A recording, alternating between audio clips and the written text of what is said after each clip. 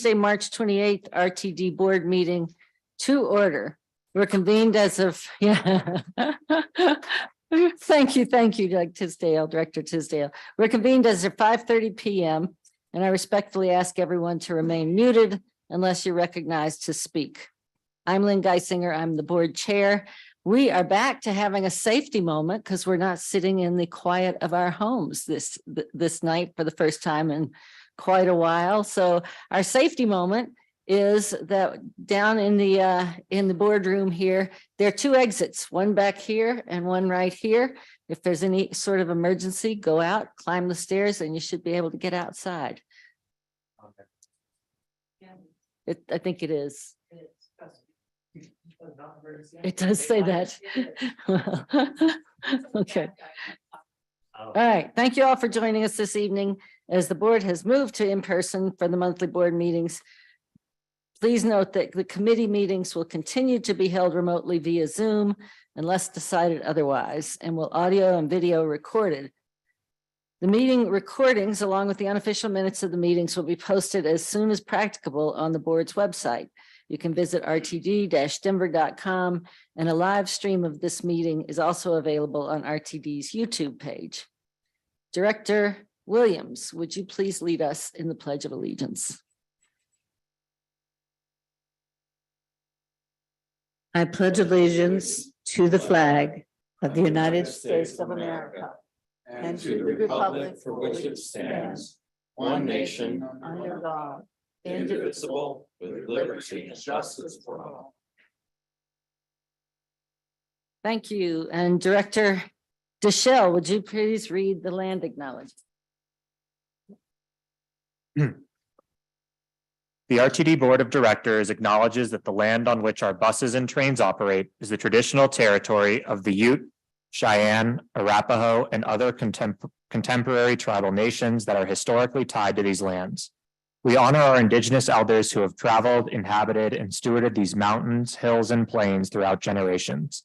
May this acknowledgement demonstrate a commitment to working to dismantle the ongoing legacies of inequity of the Native and all historically oppressed peoples, and recognize their current and future contributions in the district as we move forward.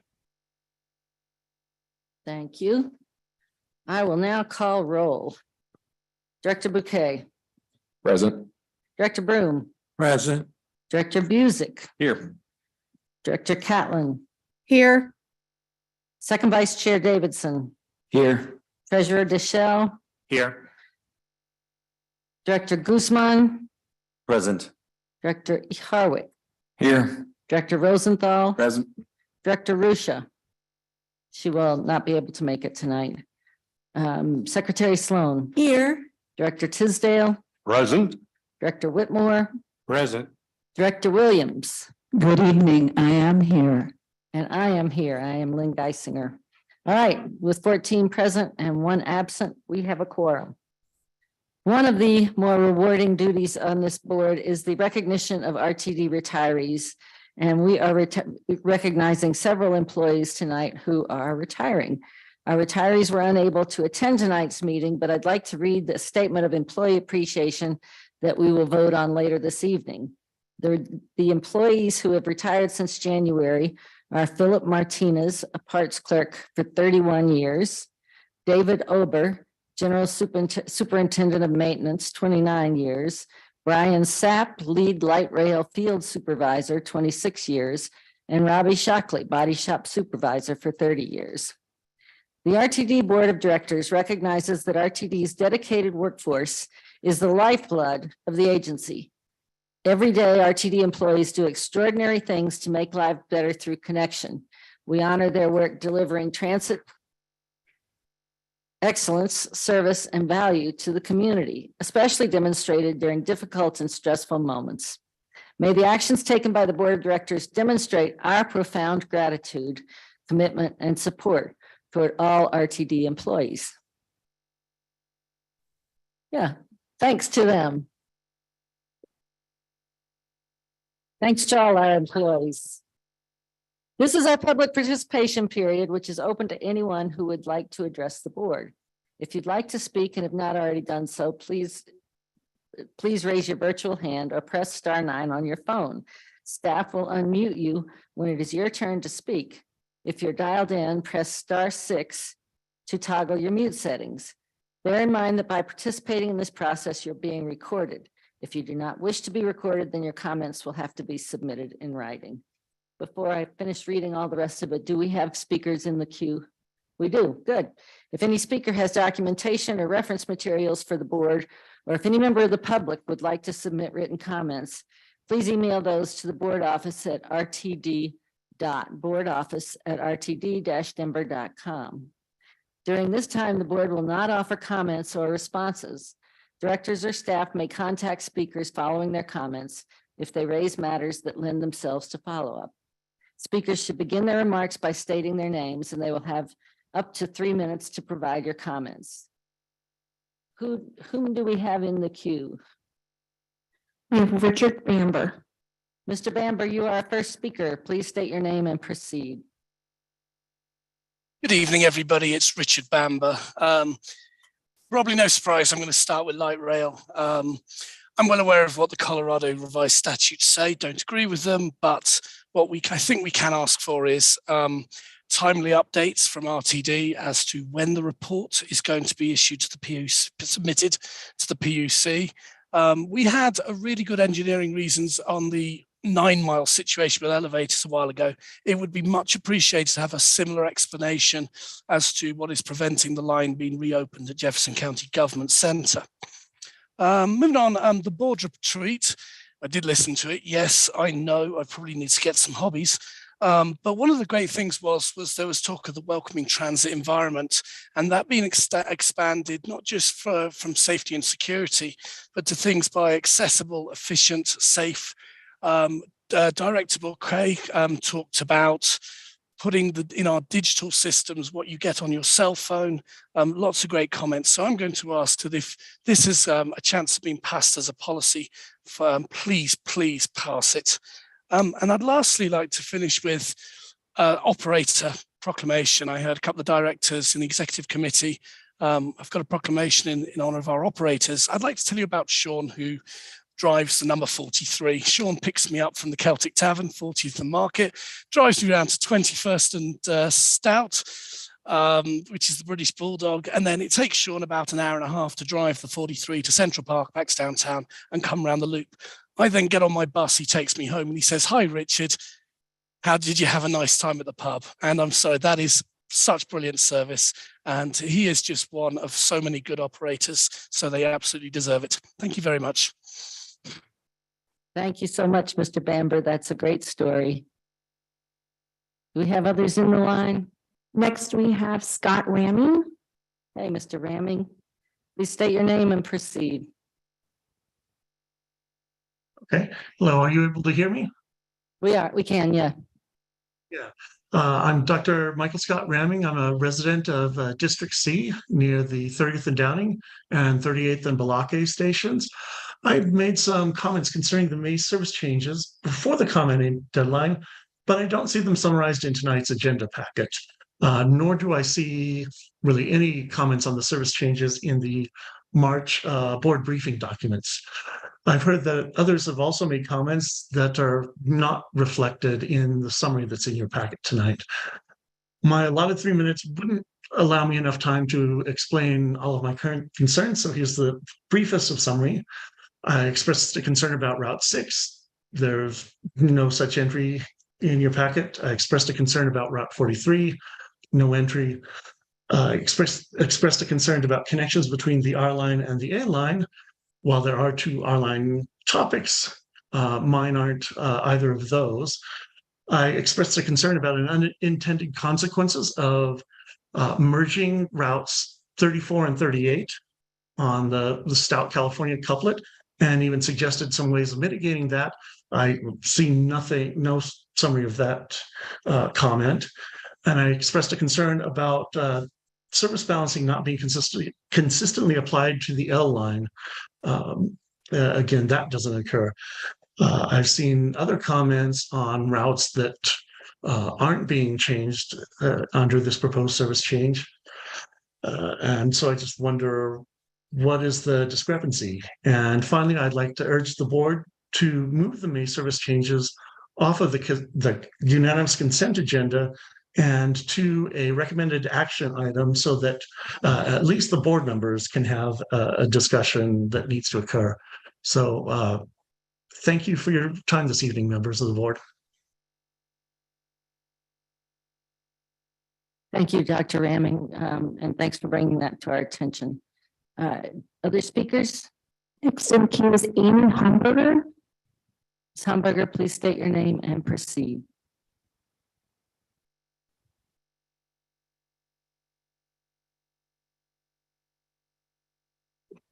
Are you there, Ms. Hamburger? Maybe we'll try again in a few minutes. Are there others? Oh, I'm okay. here. Sorry, can you hear me? I tried to hit unmute and it didn't. Is it working? It is. We can hear you Okay. now. Thanks. Okay, thank you. My name's Amy Hamburger and I'm a parent of a freshman School of Mines in Golden and a junior at Denver South High School. I also work part-time at South as a paraprofessional for the school nurse, and I'm also working part-time toward a Master of Social Work. I'm a native of Denver and I'm in my 50s. And so in the 80s, I was school bused from Southeast Denver up to Hallett Elementary. And I also remember in 1995 when school busing ended and school choice started in Denver Public Schools. But the problem is that without transportation, students don't really have a true freedom of choice in their schools. So I am just speaking today to advocate in favor of the pilot program that I read about, giving free RTD passes to youth in Denver. Transportation is really only one element of school integration, but it's very important to our city. And I just hope that you will implement the pilot program for our students. And thank you for listening. You're welcome, and thank you for coming and sharing with us. Who is next? There are no other comments in the queue. However, we received 5 emails that will be attached to tonight's transcripts. One from Melissa Baker on Civic Center Plaza and Civic Center Station, Amy Hamburger on Student Affairs, Ed Callahan on E-Line, Greater Denver Transit on the suspension of the L-Line service, and Via Mobility, Access-a-Ride, and FlexRide services. Thank you very much. With no other participants in the queue, we'll close the public participation period at this time. This month, we have 3 external entity reports. The first report is from the Access-a-Ride Paratransit Advisory Committee, or APAC. Julie Jennings, please start when you are ready. Hello, I'm Julie Jennings. Thank you for the opportunity to present a summary of minutes from our March 14th, 2023 meeting. Joe Beaver from the Colorado Cross Disability Coalition joined APAC as an ex officio member. RTD system-wide fare and equity analysis. On February 14th, the RTD Board of Directors Finance Committee reviewed a potential new fare structure and proposed programs. In May, there will be a public hearing on the final recommended fare structure. The RTD board will make a final decision at the July board meeting, and gradual implementation will start the first quarter of 2024. Proposed programs for 2024 are the LIVE program, PASS program, Zero Fare for Youth, Bulk Purchase Program, Transit Assistance Grant, and Semester Pass for community colleges. QRide and mobile app, which is the replacement for the Route Match software currently used. The QRide mobile app is currently being tested by several APAC members. The app offers customer self-scheduling and real-time vehicle tracking. The transition to QRide will be April 15th, 2023. Customers are unlikely to notice a difference. However, the customers currently using the existing mobile app and web portal will need to install a new link or shortcut on their phones. Access-a-Ride Services Vendors, RFP. The RTD board will review and decide on contract awards during their March 28th, 2023 meeting. RTD received 6 bids for the provision of the Access-a-Ride and FlexRide services. The call center RFP process. The call center handles the Access-a-Ride reservation, scheduling, and dispatch. The current provider's contract ends on September 30th, 2023. The RFP is scheduled to be released at the end of March. The RTD board will review and decide on the award during their June 2023 meeting. And that concludes our minutes. Thank you. Thank you very much. The second report is from the Advisory Committee for People with Disabilities, or ACPD. Mr. Lee, you may begin. Thank you very much. The March 14th meeting was a joint meeting between the ACPD and the APAC. So we got to hear we got input from them as well. Sorry.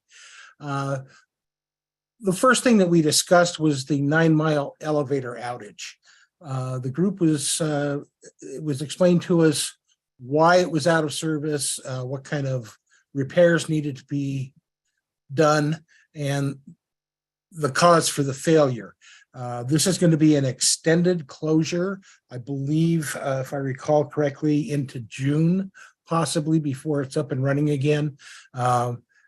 It's quite a project to repair the elevator.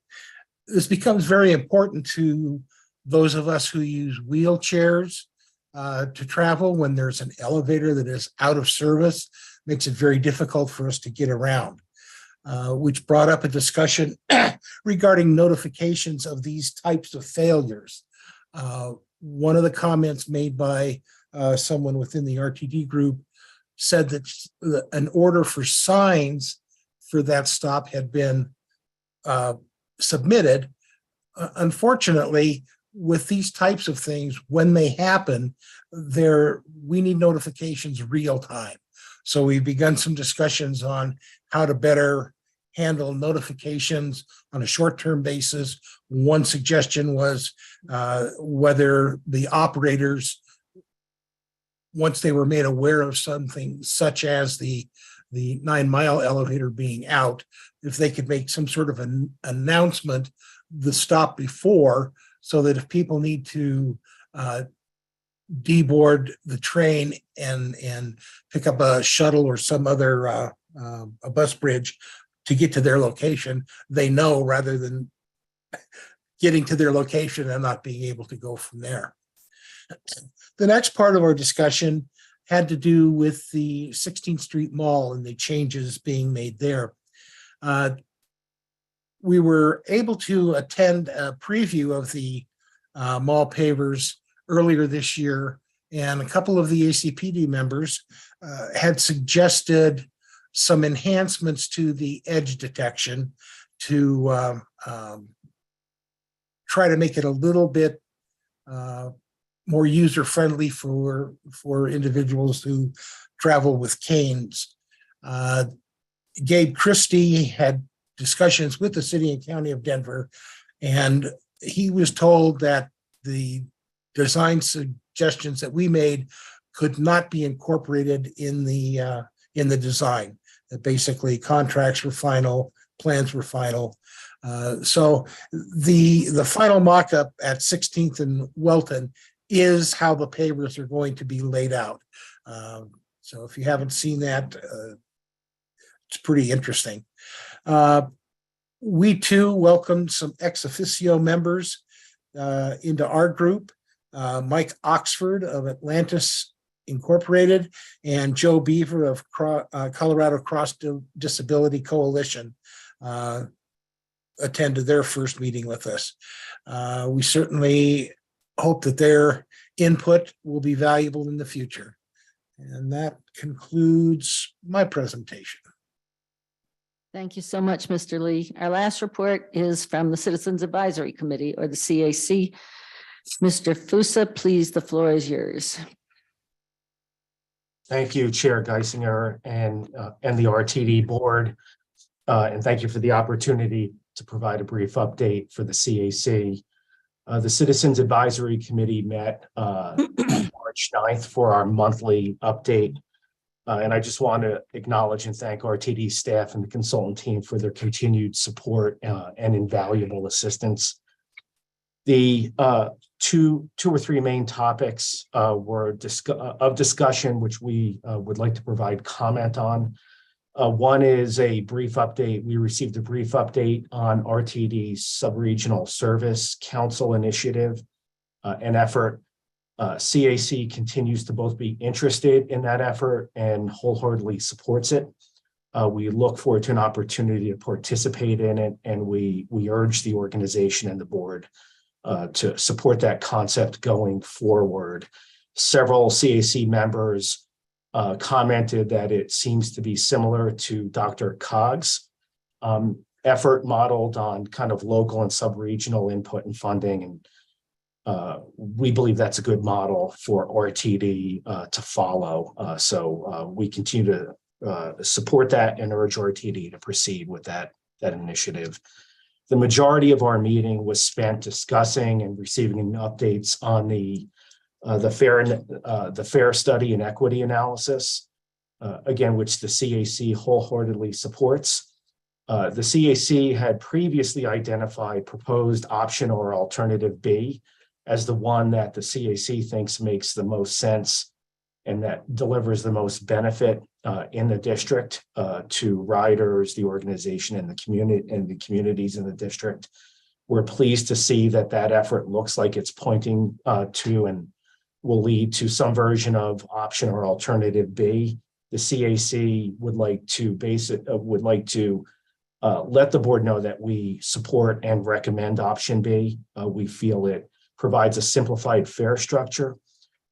It provides for ease of use. It reduces cost and therefore barriers to ridership and usage of the system.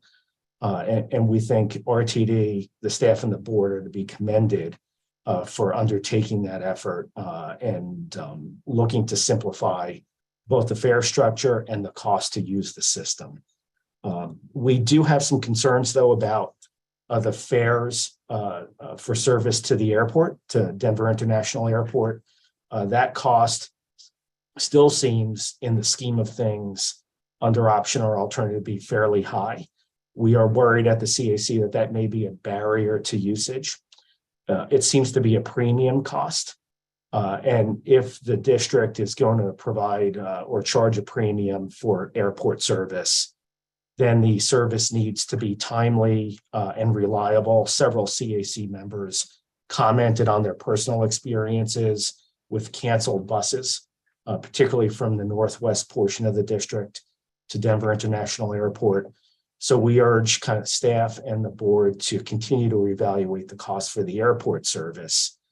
And if it's going to be a premium service and premium in cost, that it be reliable and speedy with frequent headways. We also worry about the cost for people who work at the airport, that they have options and alternatives to use transit and bus and rail service for their shifts at the airport that isn't too expensive. We also discussed and look forward to getting more information and providing comments to the board about how the new fare structure will affect EcoPass and EcoPass options in the district and for riders of the system. So we do hope to provide comments to the board about that later in the spring. We've also requested information about options and perhaps a pilot program for zero fare for youth for riders of the system age 19 or younger. And we're told that there's some discussion of a pilot program on zero fare for youth, and we're keenly interested in that. Finally, and kind of wrapping things up, we thank the board for being open and willing to meet with CAC members, either one-on-one or in small groups. So we know there's some comparing of schedules to get those meetings set up. So we thank the board for that, and we look forward to those meetings later this spring. And then finally, There was some discussion, and we hope to provide future comments to the board with regard to RTD's code of conduct policy. We know that discussion from a policy perspective has been tabled, and we certainly understand that. But the CAC continues to both be interested in and mindful of system safety for riders as well as operators. We think that's a potential barrier to usage as RTD and the system recovers from the COVID disruption. And so we do hope to get more information on RTD's code of conduct policy as that discussion unfolds later this year. And we would like to be able to provide comments to the board when that discussion continues later this year. And Chair Geisinger and board, that's my report out for CAC for March. Thank you for that opportunity to update you. Have a good evening. Thank you all three. We really appreciate you coming, and we appreciate the work that you and your other committee members put in to give us this feedback. It's helpful feedback. We are going to go through our committee reports at this point. Zero Emission Vehicles Ad Hoc Committee. Director Deschel, do you have a report? Thank you, Director Geisinger. The Zero Emission Vehicle Ad Hoc Committee met earlier this month to discuss what our path forward may look like, and want to provide an update here for the entire board.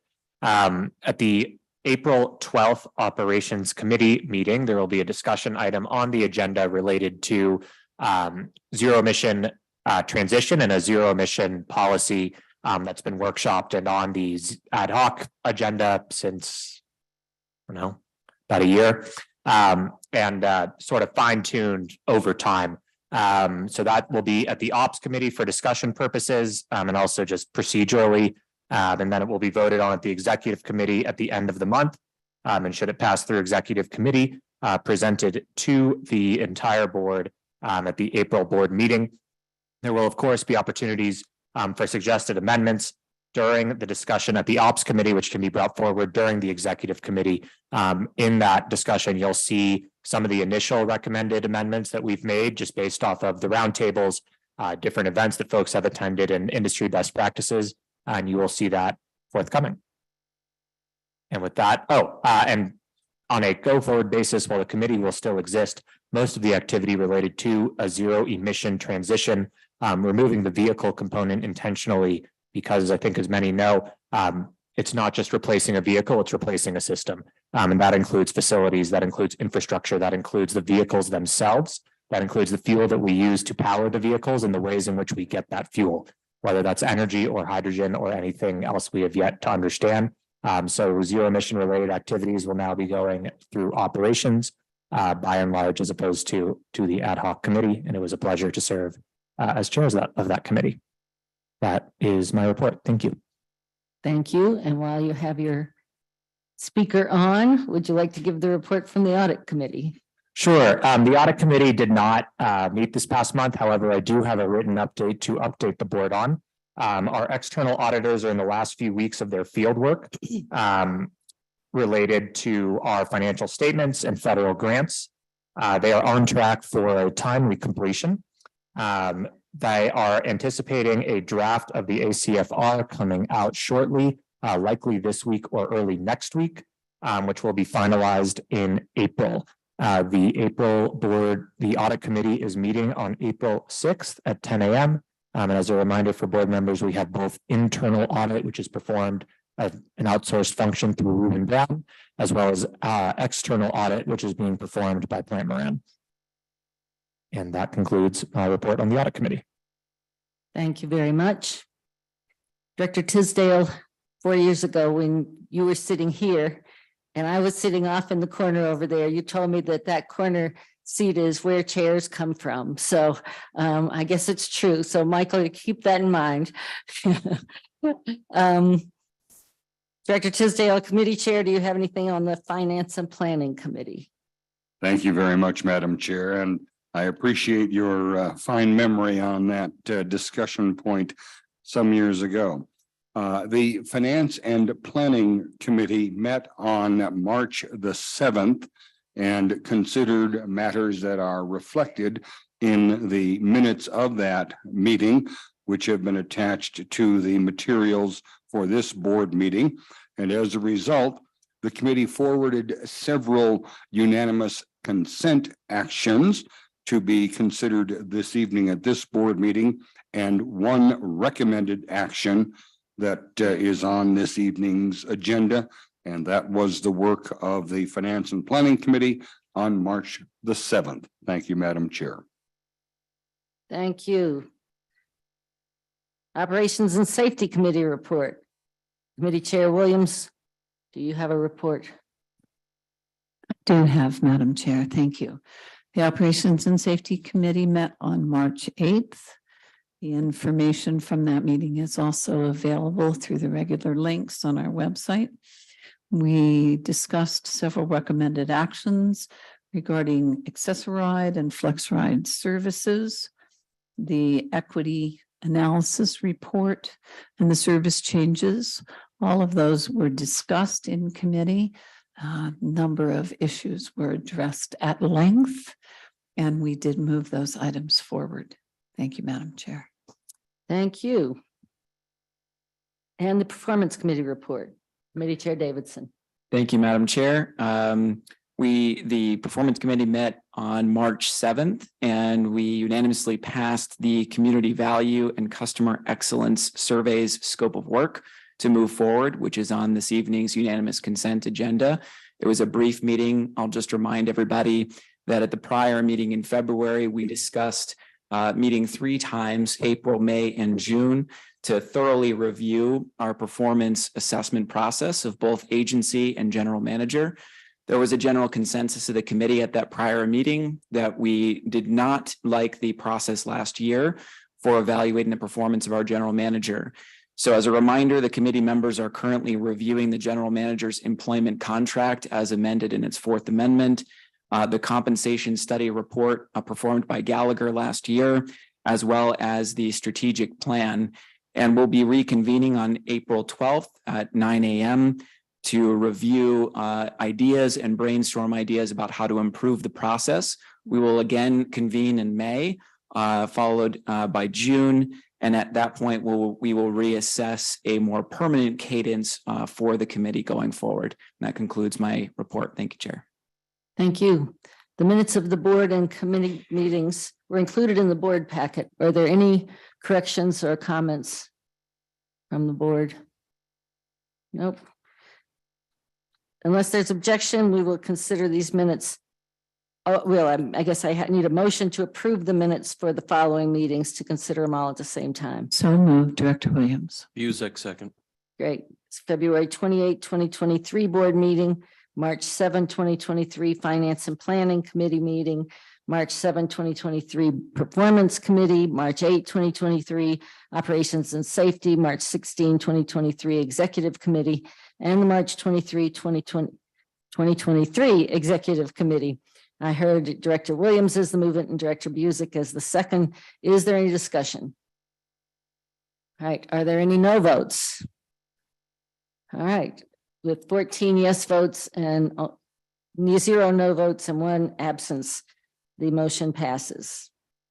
All right. Time for the chair's report. I'll start by saying thank you to our board team and all the people who have been working hard to get us back in person here, because as we learned in our retreat the other day, we do, I think it's a different feeling and it's nice to be back. So thank you to many, but especially thanks to Taishrei and Jillian and Marie for the hard work to get this done.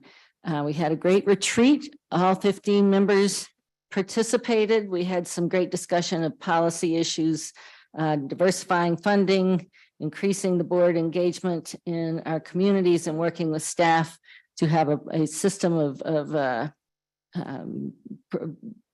easy presentations and messages, welcoming transit environment, safety and security, and sustainability and transition planning were the topics that came out of this, and we're looking forward to moving those forward. We talked about what committees those might be on, and I'll be meeting with Jonathan Barch, our facilitator, next week, and hopefully start to move those things forward. Our legislative team is not here tonight, and Michael Davies could do this better than I can, but I'm going to just give you the quick update, which is House Bill 1101, which is the one that would allow the money from our Zero Fair Month, the grant money that was not used, to roll over to this year, and would take away the requirement that RTD provide the 20% match. It passed both houses. It's been in conference committee. There were apparently some amendments maybe to the CDOT amendment, but nothing on ours. And we expect it to have the House and Senate concur and move that forward to the governor's desk soon, which is exciting. The sales and use tax waiver, there's a bill for disaster victims. It's largely the Marshall Fire and the East Troublesome Fire, I think. That is moving forward. As we've said in the past, our sales and use tax is tied to the states, and that's been a very good thing for RTD. It's saved us lots of money, made us lots of money. So we'll see what happens with that. I went to the APTA conference with Director Whitmore and Director Tisdale and our GM CEO and Michael Davies, and it was a good conference. It was all about trying to get the money out, and we had some, and FTA is working on that and doing a good job from the IIJA or the BIL. And then we had some meetings with some of the staff and both of the senators. I missed some of those having to come back, but we're able to talk to them about the importance of the Colfax CIG grant request. That grant request was included in the president's budget with a high rating from the FTA. So that's great news in terms of getting that fulfilled. Finally, you've all heard this, but I want to say it publicly. A big congratulations to Deborah Johnson, our GM CEO, that last week the Colorado Cross Disability Coalition, CCDC, recognized her as one of 2 community builders with the Community Builder Award. And I sent the video around this afternoon. It's very short, but it's very worthwhile. Julie Reskin, who leads that group, explained that the award was basically for relationships that developed that were unexpected. And she explained that for many years, the only time she talked to people from RTD was in court or in similar situations. And when Ms. Johnson came on, she called Julie Reskin right away, and has been responsive with the disability community and also with the initiatives to hire and support people with disabilities. So that makes us all look good, and we appreciate that. And that is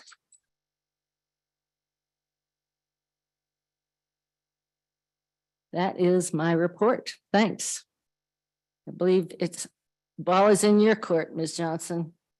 Your general manager's report. Thank you so much, Madam Chair, and I appreciate the acknowledgement from the board. It's my pleasure to be with you this evening, my first time in this space. As introduced, I'm Deborah Johnson, the General Manager and CEO of the Regional Transportation District. And this evening, I will share with you the following information centered around our strategic priorities. Regarding community value, I will discuss. You can't hear me? Thank you. Appreciate that. Okay. Is that better? Yeah. Okay, very well. So regarding community value, I will discuss a number of meetings and events which I have engaged in over the course of the last month since our last regularly scheduled board meeting. Additionally, I will talk about our virtual meeting for which local elected officials from across RTD's service area were invited. The APTA Legislative Conference, of which the chair just referenced, and a number of meetings related thereto, as well as the WTS, which is the Women's Transportation Seminar, International Spring Policy Symposium, one-on-one meetings with which I have had with county commissioners, the recent Front Range Passenger Rail District Board meeting, Also, in relation to community value as well as customer excellence, I will share information regarding the Customer Code of Conduct public engagement effort that is being branded Respect the Ride, in which it will commence next week. A series of informational meetings regarding the Northwest Rail Peak study regarding customer excellence, and I'm smiling at Director Williams because I will discuss QR codes being posted at bus shelters, as well as speaking to an employee ownership.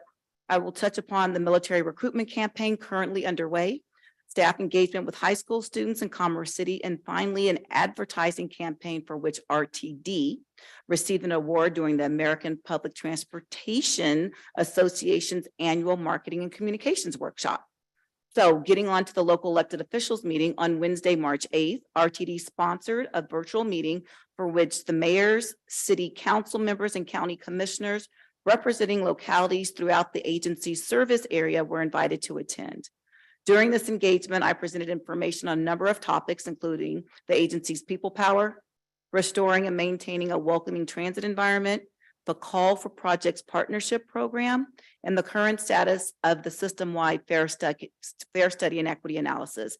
And lastly, before engaging in an open dialogue with attendees, our Government Relations Officer, Michael Davies, touched on agency efforts to enhance engagement with local elected officials.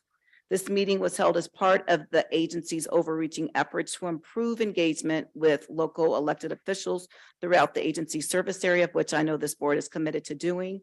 As board members may recall, in December of 2022, staff conducted a survey among the same local elected officials to gauge how best to improve communications and engagement amongst RTD and the counties and municipalities it serves.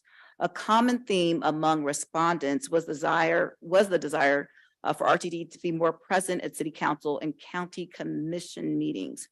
In response to that, Government Relations Officer Michael Davies and our Chief Communications and Engagement Officer Stuart Summers, in coordination with our third-party contractor being Catalyst Public Affairs, are developing outreach tools that include standardized presentation materials and talking points for use by directors during scheduled engagement opportunities, not only with elected policy bodies, but with TMOs, TEMAs, chambers of commerce, and more. This is in alignment with the comments I provided to you all on Saturday, March 25th at the board retreat.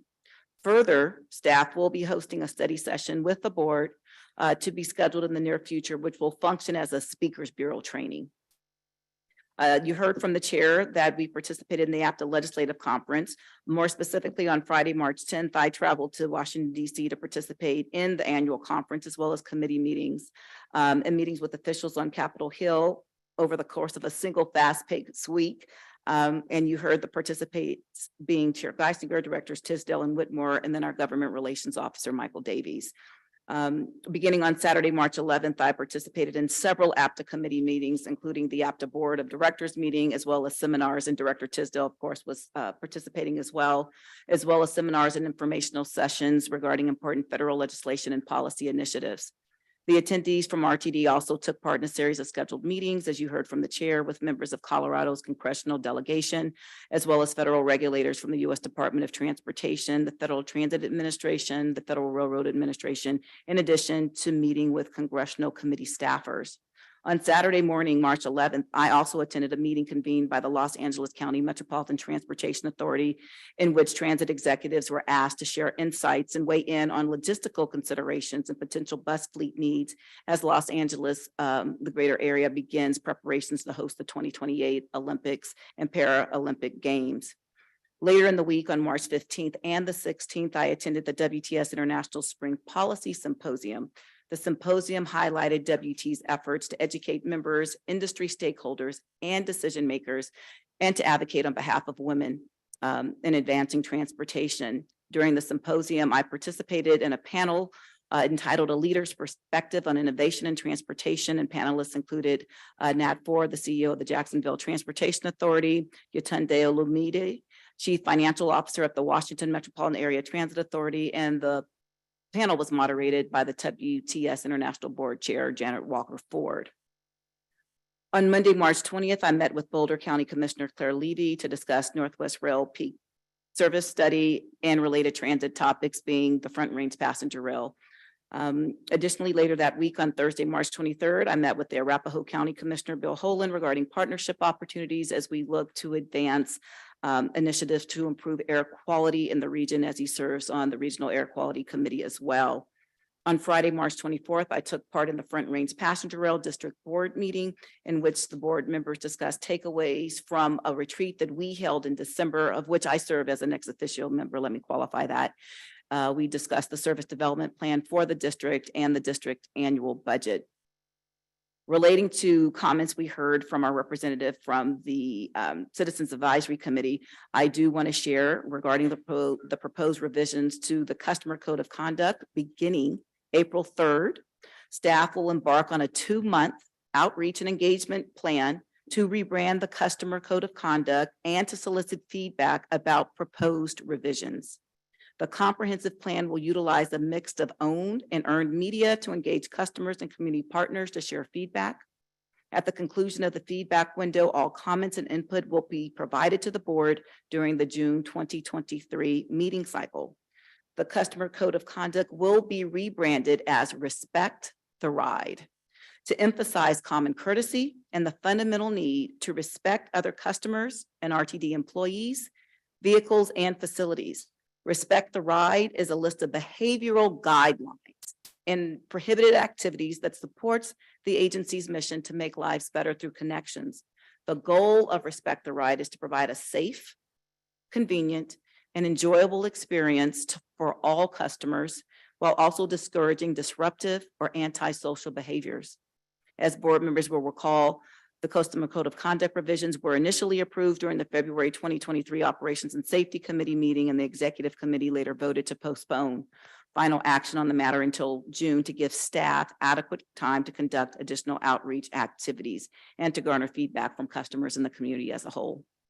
As part of the outreach strategy, staff will engage with more than 30 community partners and organizations to directly gather input and solicit feedback from their members and communities.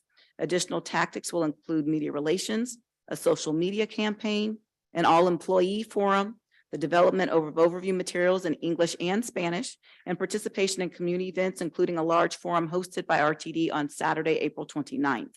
The comprehensive outreach strategy will solicit feedback, answer questions, correct misinformation, and address overarching concerns. And more specifically, I will be sending communique that outlines all of this, so you all will see what exactly we're talking about prior to the launch of this extensive outreach campaign that will commence on April 3rd.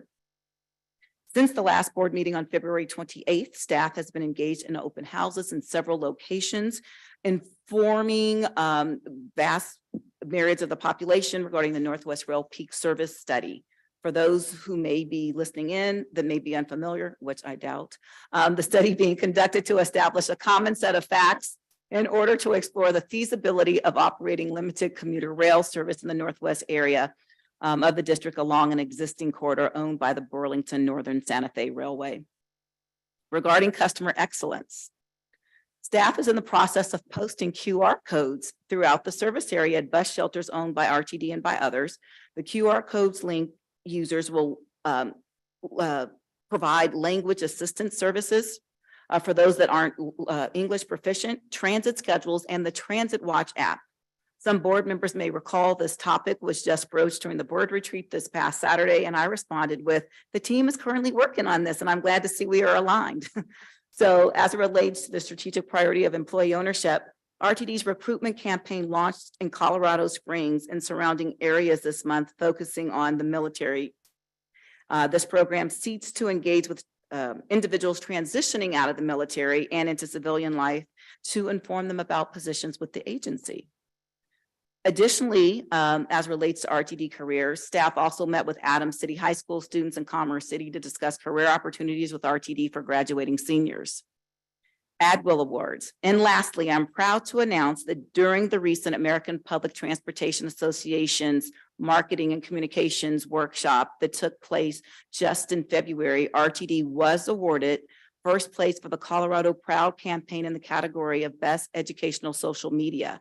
More than 100 industry experts evaluated 275 entries, and the top first place winners will compete in the Grand AdWill Awards. The winners will be announced at the Transform Conference that will be held in Orlando, Florida in October. And with that, Madam Chair, I will yield the floor and conclude my remarks. Thank you very kindly. Thank you very kindly. It sounds very busy. There's some exciting things happening there, and congratulations to the marketing team and communications team that has just won the award. We've gone through a lot of reports. Are there any questions, comments, anything? No, okay. Director DeShell, I'm not used to looking for your picture. There you go. Figured out how to turn on and off the virtual hand. Thank you for the great report. One quick clarifying question. It's exciting the QR codes are already being rolled out on RTD bus shelters. Is there a plan to roll them out to the flags as well? Or is this sort of going to be piloted and reevaluated at that later time? Thank you very much for the question, Madam Chair, if I may address Director DeShell. You bet. Yes, so initially it's the transit shelters. And so as we go forward, we will discern as we look at the flags and the poles, and that gets back to our conversation. So we will keep you apprised, recognizing I'm gonna speak a little bit out of school here, coming to the Operations and Safety Committee holistically, we are looking at our customer amenities and recognizing that we have 1,900 bus stops within the district, and we only basically have auspices over 300 of them. We need to do an assessment. So gradual implementation and to discern what might be the best path forward. 1,900 bus shelters. 1,900 bus stops. Jesse? Oh, 9,800. Oh my God, yes. Thank you very much. I know you know, but just want to correct, make sure. No, I don't, listen, I get it. Thank you for correcting me. Yeah. I was like, yeah, that didn't make sense. All right. Thank you. Thank you. Anything else? Don't see any other pictures. All right. The unanimous consent agenda. There are 4 items on the unanimous consent agenda listed under item 16 as actions A and D. Those items are system-wide fair study and equity analysis contract amendment, community value and customer excellence surveys scope of work, May 2023 Title VI service equity analysis, and May 2023 service change. For anyone who might be listening in that has not attended in the past, all of these were presented and discussed, some of them at length in the committee meetings over the last month. If anyone has a change to or questions on any item, please feel free to let me know, and I'll be happy to pull it from the unanimous consent agenda for consideration under recommended action. Seeing none, may I have a motion to approve the consent agenda? Move approval of the consent agenda. Tisdale. Second, Bouquet. I heard Director Tisdale and Director Bouquet is the second. Are there any no votes on this action? Sure. Yes, Director DeShell. If we could have a brief discussion just to, we received input during public comment about certain customer comments possibly not being included in the March board briefing documents or in this packet. If we could get an update, just knowing that it was looked into to find out where the misalignment is, that would be greatly appreciated. Ms. Johnson? Yes, Madam Chair, thank you. And thank you, Director DeShell. I would like to request that Jesse Carter, our Senior Manager of Service Development, approach the podium and provide information relative to the questions that were posed. Thank you very kindly. Do you have a microphone, Mr. Carter? No.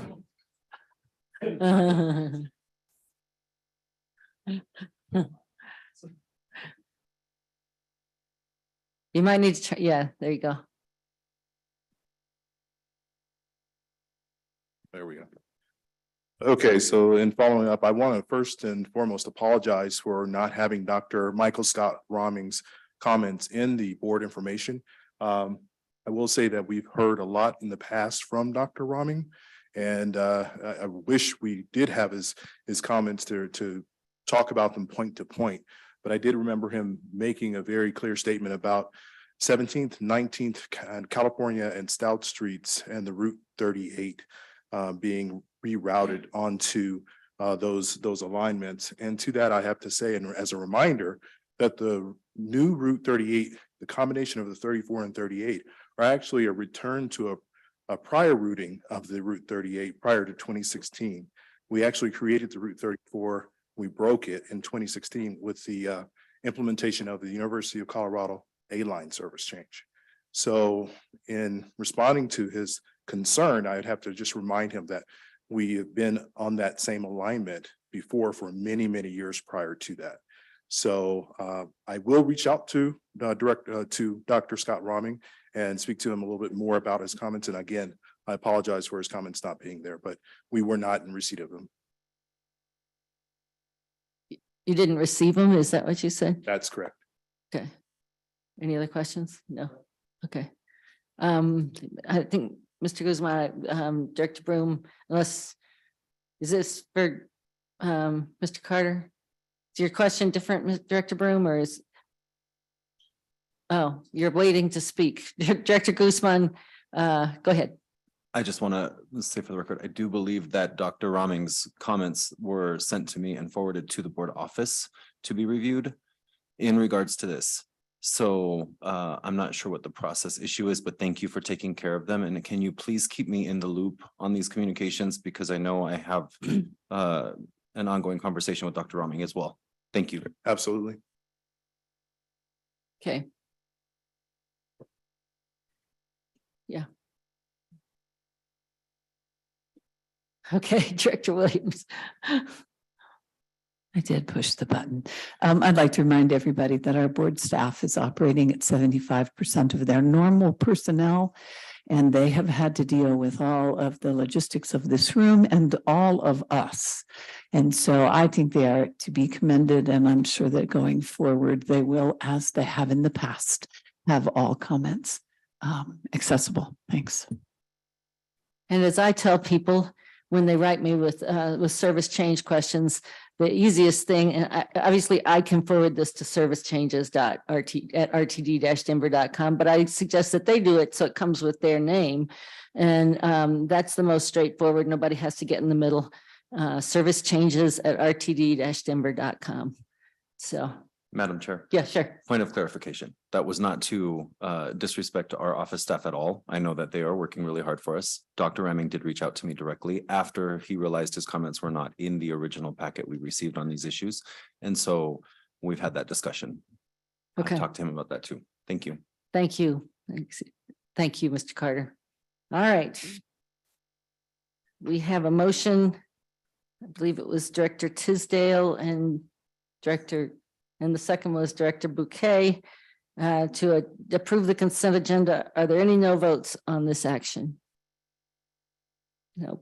Okay, with 14 yes and 0 no and 1 absent, this motion passes. All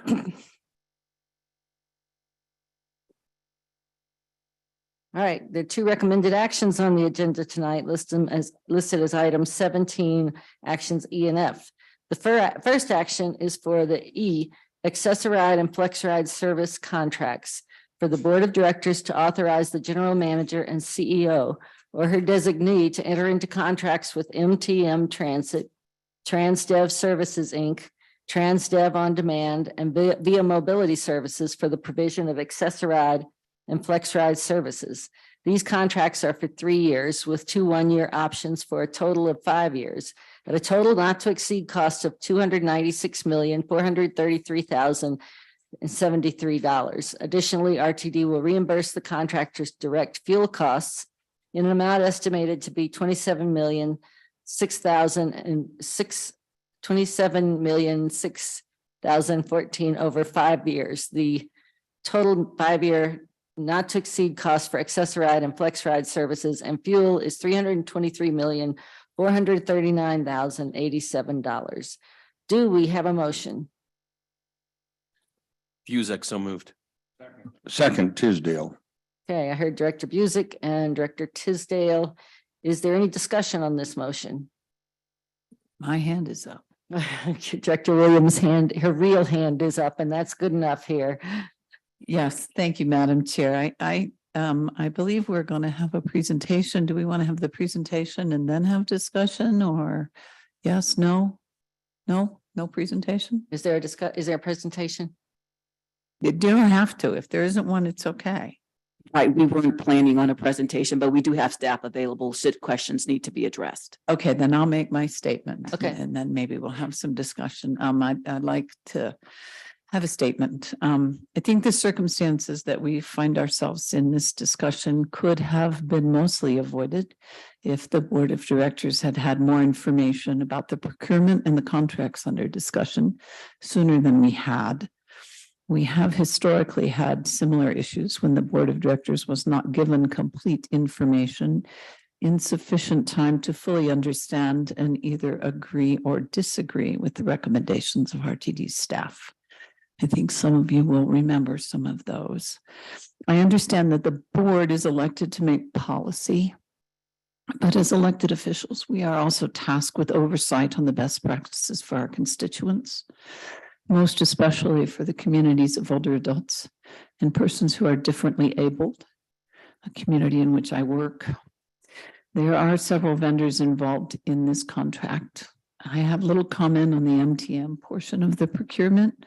I want to note that a letter from Via Mobility is included in tonight's record. I would also like to note that Transdev is the parent company of IntelliRide, who is currently running Medicaid transportation.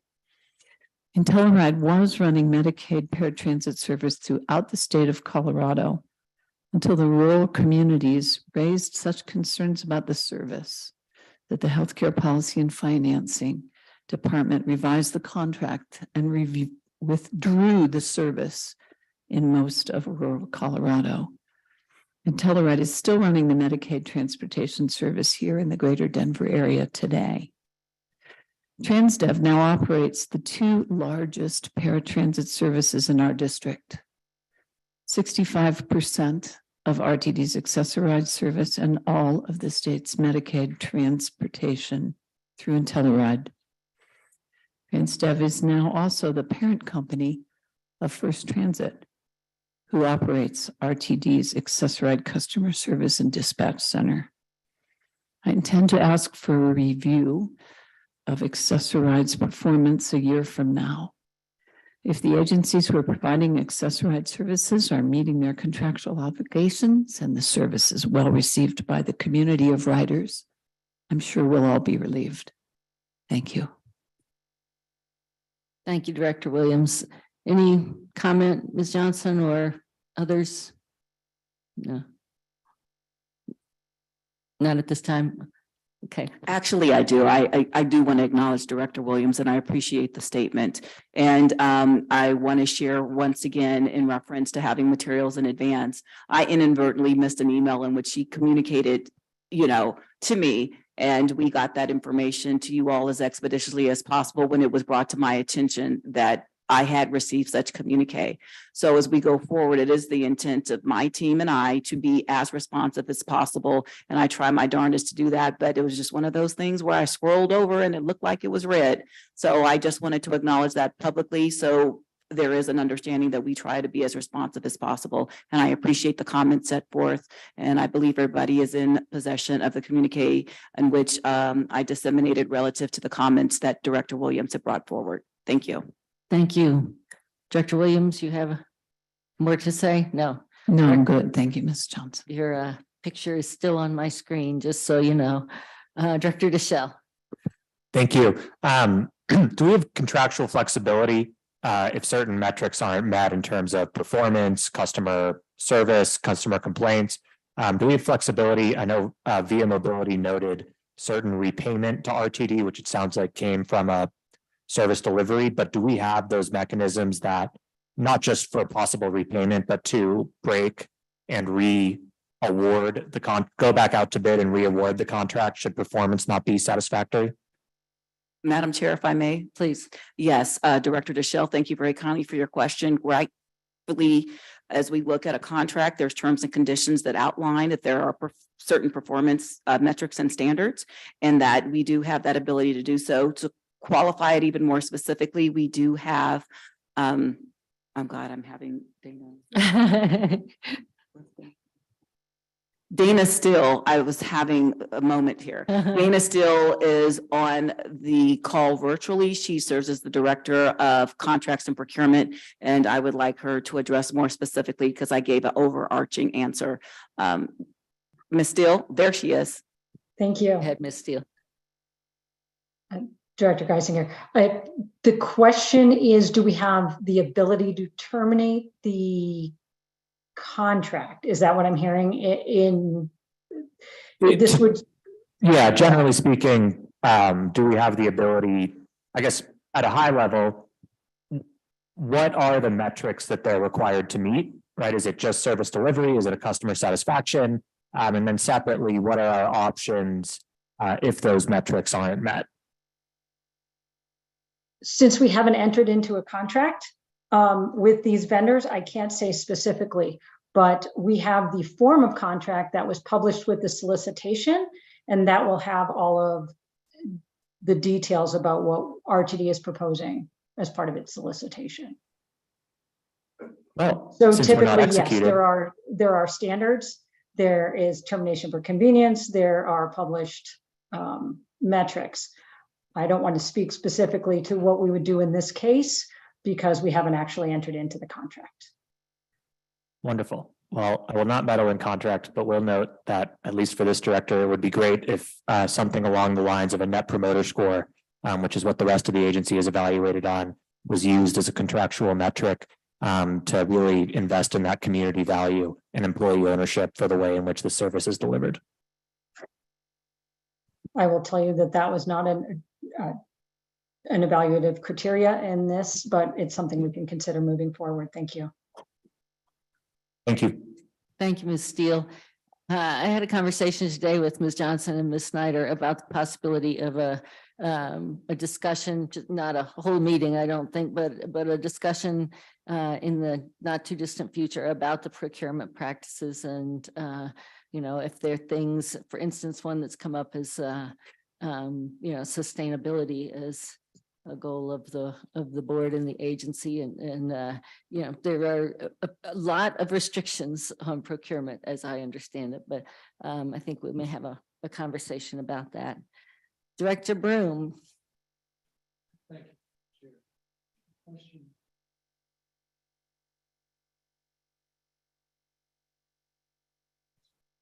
I don't think so. There you go. There we go. I had a question about the dollar amounts that were included on the agenda. Is that for 3 years or for 5 years? Ms. Johnson? Yes, thank you very kindly. And thank you for the question, Director Broom. So what's included on the agenda are the contracts for 3 years with 1 2-year options as we go forward. And the totality of the 5-year contract is not to exceed the cost that you see relative to the $323,439.87. So that's 5 years. That would be 5 years if we elected to exercise said options. Thank you. You're welcome. Thank you. Anything else, Director Rosenthal? Thank you, Madam Chair. And so relative to the previous contracts that we've had, is this more or about the same or less amount that we're authorizing? I would have to yield the floor to contracts, procurement, and or Paul Hamilton, as I don't have that information readily available. And if they don't have the information readily available, we can circle back and provide you said information. But Ms. Steele, do you have that? I do not. Okay. And I will defer to Paul if he happens to know. And honestly, I do not have that at my disposal either. I know in general terms, the ICE, the independent cost estimate, does usually have an acceleration year over year from previous contracts, but I couldn't tell you how much. So Madam Chair, what I will commit to is we can circle back with a communique from my office that will provide those dollar figures. Thank you. Thank you. Anything else, Director Rosenthal? Okay, not seeing anyone else. Let's see. Are there any no votes on this motion? Oh, okay, let me do that differently. Let's call the roll. Director Bouquet, Yes. Director Broom, Yes. Director Busick, Yes. Director Catlin, Yes. Director Davidson, Yes. Director DeShell, Abstain. abstain? Okay. Oh, I've lost my role. Oh, there it is. Director Guzman, Abstain. Director Harwick, No. Director Rosenthal. Point of information, I previously had tried to abstain, I think a year ago, and was not allowed to, so I guess I don't understand that process. I'm not sure I understand that process either. Does Ms. Snyder, do you have any? If your phone will work or your speaker. Okay, there we go. Yes, thank you for the question. So typically, if a director is going to abstain, you would do that at the outset, and that would typically be in a situation where there's a conflict of interest. So I think usually, I recommend that a director come and speak with me in advance, and we can go through those, whether there's any questions. In order to preserve the reason that the director might be abstaining, I would ask that we don't talk about the reasons potentially right now why they might be abstaining, but that's something that we can address in the future. Is there something in our documents or bylaws or something that ties it to a conflict? Is that what you're saying? It's not specifically in the bylaws, but that's typically the practice of the reason why a director might abstain. There's no conflict of interest. I'm a no. You're a no? Okay. And who else? Who else abstained? Mr. Guzman? That would be me. And it's simply because I don't know how to vote on this. I don't have an answer one way or the other, so I would default to no if I really have to be pushed. I don't recall abstaining, but okay, I guess we need to, Ms. Snyder, are you saying we should not have any abstentions? Yes, I'm saying absent a conflict, we should have each director vote on the matter. Okay, so I am going to start over. Sorry. That's all right. Director Bouquet, Yes. Director Broom, Yes. Director Busick, Yes. Director Catlin, Yes. Second Vice Chair Davidson, Yes. Treasurer DeShell, No.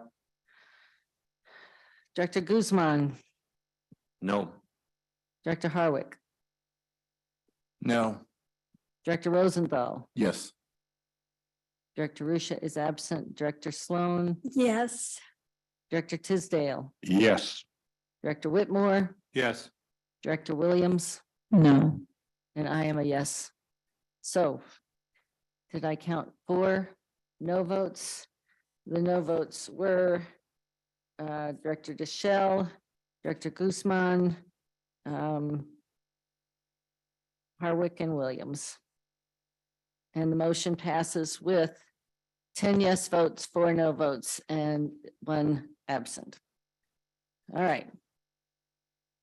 Get back to where I was.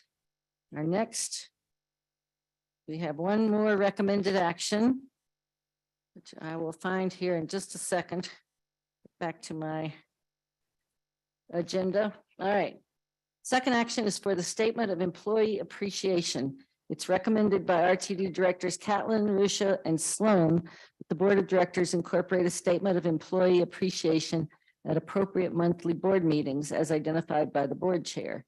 Do we have a motion? So moved, Williams. Second, Guzman.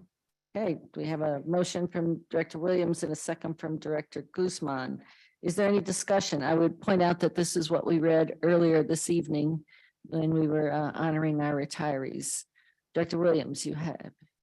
Yeah, I neglected to note at the Operations Committee meeting, we had a nice report about this type of stuff about employee retention and the efforts that are being made. And so I apologize for neglecting that. And the staff has been really good about looking at that. Thank you. Thank you. Any other comments? Ms. Director Sloan? Yes, I have a brief comment. Thank you, Chair Geisinger, for recognize me and also for reading this statement earlier tonight in connection with our honoring tonight's retirees. The board will just take this opportunity in a small way at meetings designated by the chair to express our appreciation for our employees who are the lifeblood of our agency. And from public comment tonight for Mr. Bamberg, they're also the personality of the agency. So I would just like to thank, this was a group effort, and I would like to thank them, Directors Catlin, Guzman, Rusha. We're all involved in creating this statement of appreciation. Thank you. Thank you. Director DeShell. Yeah, do we give retirees any sort of certificate or thank you for your years of service or anything like that that comes from the board side?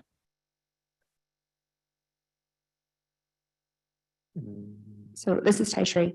We give them a plaque, but they have to request it. So there's a form that they fill out. And then if they choose to receive a plaque, we have one created for them. But some retirees choose not to have one made. To the extent this is a process improvement, not requiring much action, it would be great if we could also include this language and that if we could just send people the plaque and not make them fill out an extra form when they're retiring. And if they don't want it, that's fine, but it seems like it's an easy win for employee ownership.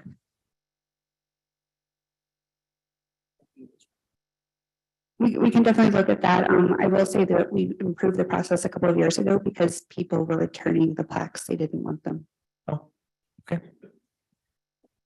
Back in the day, people would come in and we'd have a whole recognition. Mr. Worthen or others would recognize the people who had worked for them, and the board was able to recognize them. So as we start coming back and people start coming out, that may start happening again. Director Broom. Thank you, Madam Chair. Do we have a mechanism for allowing retirees to come back and substitute or whatever for whatever they were working on? I see some nodding heads. Ms. Johnson? Yes, thank you very much, Madam Chair and Director Broom. We have our part-time retirees that we leverage as it relates to service delivery. You're going to have to come back.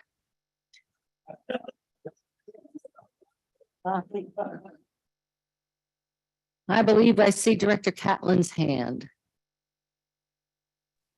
Thank you, Madam Chair. I just wanted to say that this was an easy initiative to support, and I wanted to thank Director Sloan for initiating this originally, but also for Directors Rusha and Guzman for their very thoughtful edits to the recognition. And I'm again very proud to have my name associated with this initiative, and I don't think we can do enough to appreciate our employees.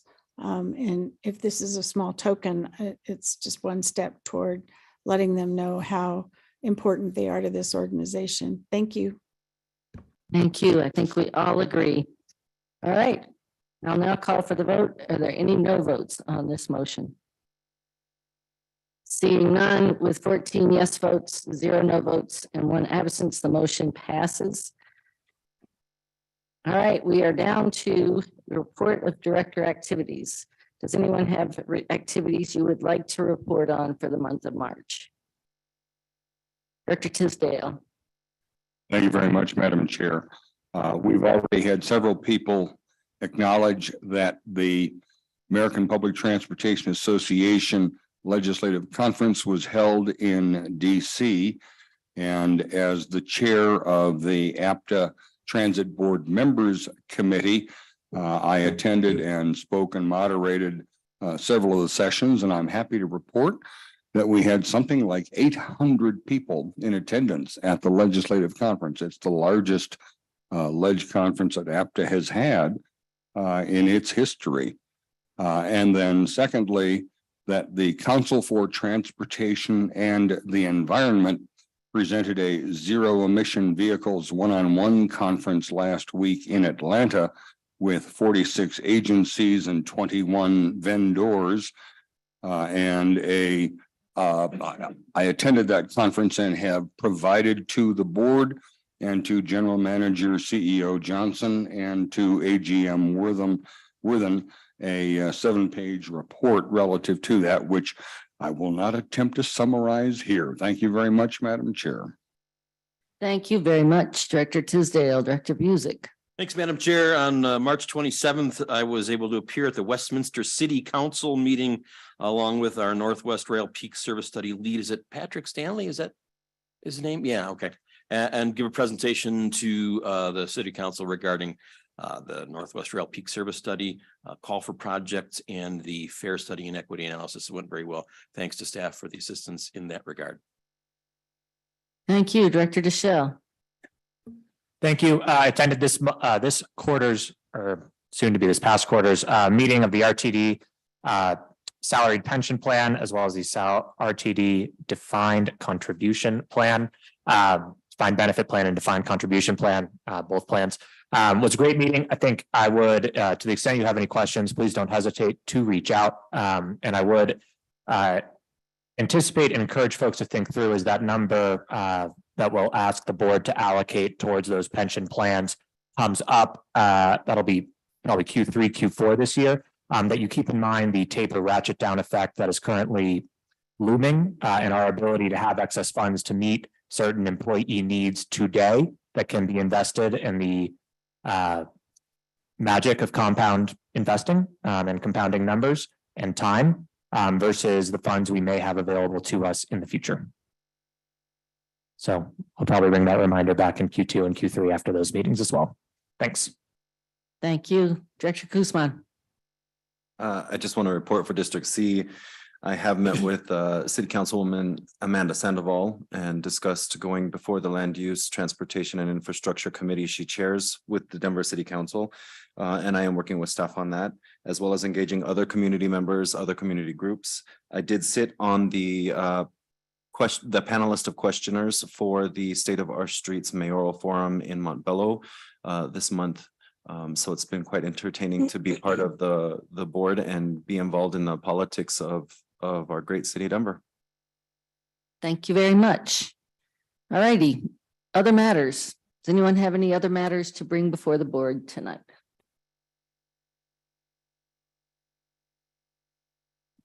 I see Director DeShell. Only because Director Bouquet couldn't figure out the speak button.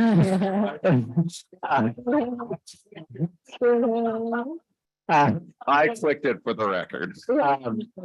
Okay, all kidding aside, it's great to be back in person. For those who aren't aware, the city and county of Denver, in case you haven't gotten a bunch of texts, is having an election in the next week or so. This provides, there are a number of seats open. There are a number of contested seats, and there are,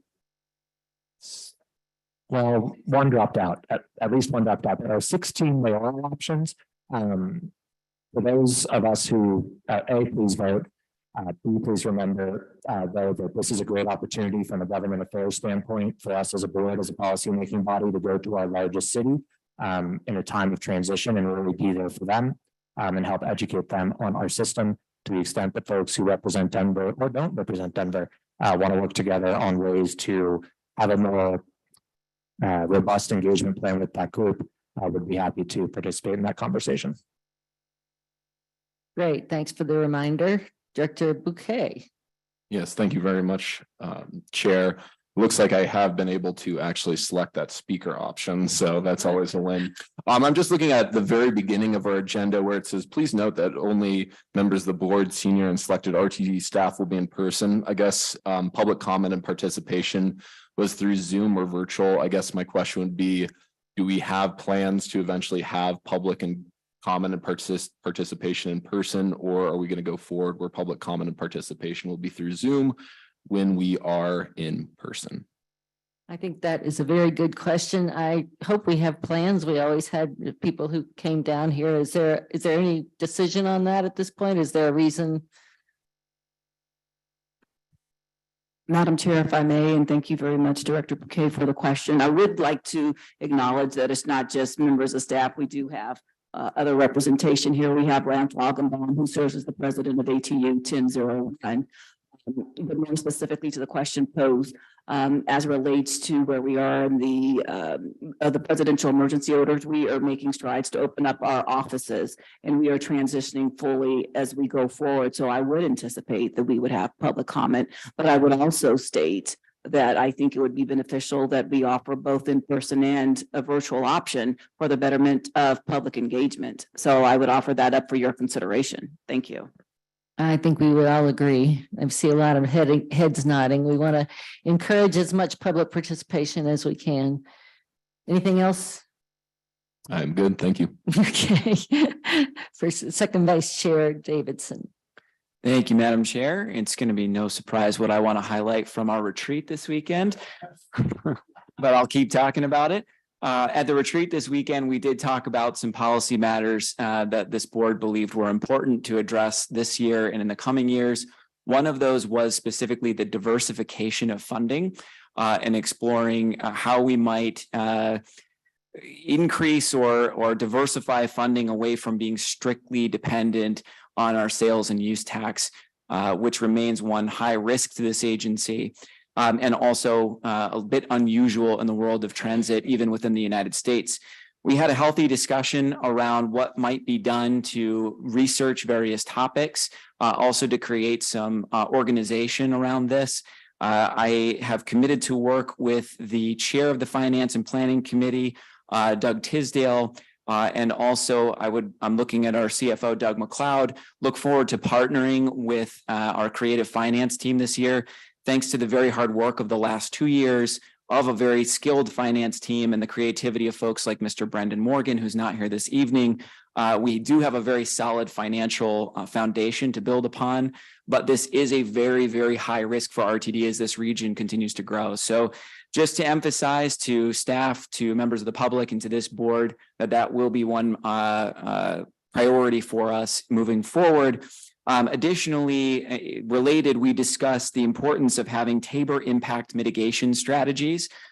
We do have an ad hoc committee for Tabor, but one of my recommendations would be that we consider adding this as a discussion item to a future finance and planning meeting in the near future to discuss all of the actions that we need to take to gain clarity around what the official stance of this board is, and also to model out various scenarios of how Tabor may or may not impact us with the looming ratchet down effect. So look forward to working with the Finance and Planning Committee, the Ad hoc Tabor Committee, as well as our finance team, and ask all of our board members to work very closely on this as we engage with constituents and the public. Thank you. Thank you. Dr. Rosenthal. Thank you, Madam Chair. So speaking of community engagement, as you may know, we receive a lot of emails, either to the board office or to us directly as directors. And I just wanted to acknowledge that we do hear quite a bit from the community, and I encourage everyone in the community to continue emailing us. I think we get very valuable feedback. I'm certainly doing my best to respond to every single one, and sometimes folks copy multiple board members. So I guess to add to that, and when we engage the board office, my hope is that those email addresses are captured, and that when we do our community outreach, especially in regards to the Respect the Ride effort, that outreach effort, that these folks are reached out to as part of that effort. And I'm wondering, so I guess the question is, do we keep those email addresses, and then are they able, do we reach out to them as part of this effort? It's a very good question. I think one of the things we talked about in terms of sort of the broader community engagement as well that we were talking about in the retreat is figuring out the best way to bring feedback back to the agency and having a central way of doing it. Ms. Johnson, any advice for Director Rosenthal's question? Yes, thank you very much, Madam Chair, and thank you, Director Rosenthal, for your inquiry. We utilize the customer resource management software, and our customer engagement team leverages that. So when something comes in and we use the platform of Salesforce, we capture that information. And oftentimes what we do, recognizing there's several conduits in which can be utilized, there's a cross reference to individuals whose names are available. And more specifically, we do have a database.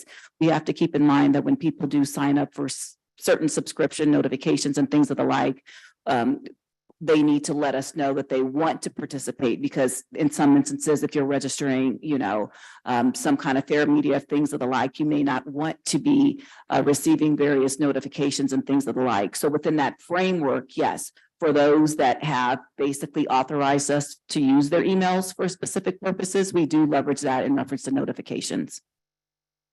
And to your point, yes, those individuals will be included and communicate relative to engagement activities for RTD, and we keep them for service change information and other pertinent elements that relate to our transit service delivery. Thank you.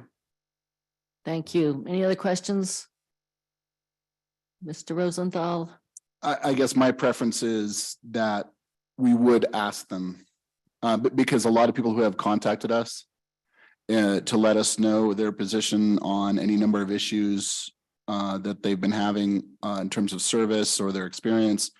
I think we should just send them the email about the respect the ride anyway, whether they have asked for to be included on that email list or not. Because that was very important to them to contact us about those issues. And I'm assuming that they would like that. And if they don't want to be included, I'm sure they would email us back and say, please take me off your list. So I think the default is the opposite. That's my perspective. Thank you. So I guess that raises a question in my mind of whether if we send something in, I guess, to the board office, does that go into the Salesforce? If somebody's writing us with issues, is that captured? I'm sorry? Right. Okay. Sorry, I was just saying there's a new CCPIA, the new Colorado Privacy Information Act. And to my knowledge, based on reports from legal professionals in the industry, you are not allowed to auto enroll people in a email subscription. So we'd need to affirmatively get their affirmative enthusiastic consent in order to enroll them in an email list. So if you know any state legislators, feel free to call them, and you're welcome to work with them to change that rule. Madam Chair, if I may, that's what I was alluding to, Director Rosenthal. So of course, we're not trying to limit engagement, but specifically when we do register individuals, we ask them, do they want to be involved if they're registering certain fair media and things of the like? So to answer your question, any individual that's contacting us outside of that, yes, they will be included, but for all intents and purposes, for what Director Deschel outlined, we do not want to ensure that we are not adhering to privacy law. So thank you. Thanks. If I could just finish up then, would it be appropriate in the future, anytime I respond to someone, say, would you like to be included on our email list for further communications? Then they can respond and say, yes, please include me. Is that right? And that would provide their consent. Okay. So thank you. And I think, again, this is important. We receive emails all the time. And this is really critical that we include their opinions. Thank you. And this is sort of like the service change where it's really handy to be able to say, please, I answer them, but then I say, if you don't mind sending this to service.changes@rtd-denver. So if we all have the link for wherever code of conduct comments are going, that's the easiest thing. Then you don't have to send it to the board office. They don't have to deal it. You just say, you know what? My suggestion is, I'll pass this on if you want, but my suggestion is you send it on to this.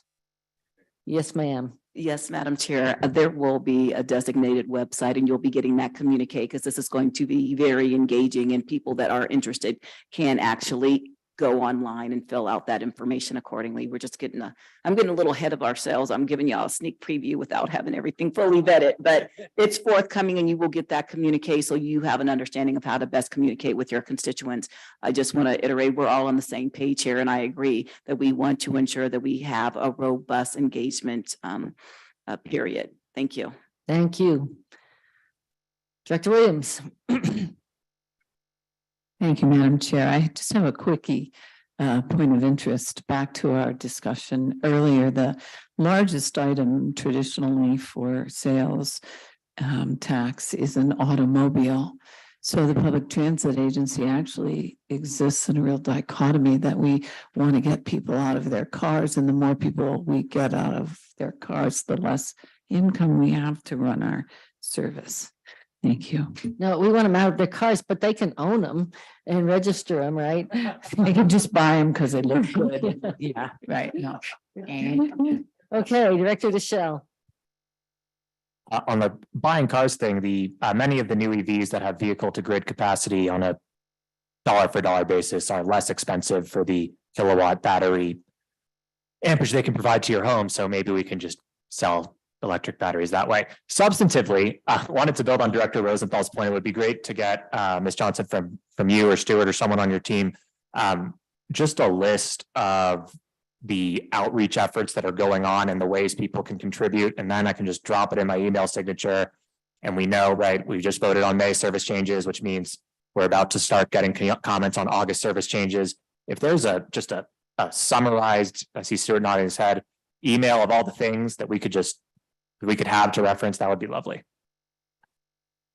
Yes. Great. And the communique that you'll get about this will list all of that out for you. So yes, thank you. Great. Dr. Guzman. Quiero agradecer a los empleados de RTD por hacer el trabajo en español. Es muy ayudante para mí recibir estos informes para comunicarme bien con la comunidad. I want to thank the RTD staff for doing this work in Spanish as well, because it is really important for me to be able to communicate with my community in a language that they need. So just wanted to point that out and say thank you. It's really important. And it's an important thing to notice. So thank you. That's great. All right. Any other matters? All right. Executive sessions. In a moment, the board will. Madam Chairman, point of order. Yes. Thank you. I believe it is procedurally permissible and appropriate for one motion to proceed into executive session for the articulated topics pursuant to the enumerated statutory authorities that is set forth in agenda items 20, 21, and 22 in the published agenda, each session to be conducted separately with separate records made, and that following the conclusion of the third executive session, which is agenda item 22, the board would then stand adjourned without necessity of returning to open session for a separate motion to adjourn. If I am correct in my understanding, I would make that motion now. Second. Actually, that's the way we were going to proceed. So we have 3 executive sessions. We were going to have a single motion and we will adjourn before we go. So hang on, everybody. Let me just get there. All right. The board will meet in 3 executive sessions for the battery electric bus project and new flyer contract, the Denver Transit Partners LLC versus RTD litigation, and the March 11 W line derailment. I'd like to append the motion to move into executive session to state that the main board meeting will be deemed adjourned after the board adjourns from the 3 executive sessions. I will now, in just a moment, entertain a motion to move into the 3 executive sessions to discuss the following: the battery electric bus project and new flyer contract pursuant to sections 24.6-4024B CRS to receive legal advice, and section 24.6-4024E CRS for determining positions relative to matters that may be subject to negotiations. The Denver Transit Partners LLC versus RTD litigation pursuant to section 24-6-4024B CRS to receive legal advice, and section 24-6-4024E CRS for determining positions relative to matters that may be subject to negotiations. And thirdly, the March 11, 2023 W line derailment pursuant to section 24-6-4024B CRS to receive legal advice, and section 24-6-4024C CRS, matters required to be kept confidential by state law and rules, section 40-18-104 CRS, and 7 CCR 723-7, Public Utilities Commission Rules 7349 D1 and 4, confidentiality of light rail vehicle accident investigations. Do we have a motion? So moved, Tisdale. Second, Williams. I hear Director Tisdale with a second from Director Williams. We need 10 directors to vote in the affirmative. Are there any no votes to proceeding with the executive sessions? Director Rosenthal. I just want to make sure we can include a restroom break in here somewhere. All right, we can do that right now. Let's get this vote done and then we'll come back. Are there any no votes? Seeing none, the motion passes 14-0. We will take, it looks like 12 after. Let's take 5 minutes for a restroom break and we will come back. We will be in executive session when we come back. So only the people who are authorized to be in the first executive session on the new flyer buses should please be in attendance.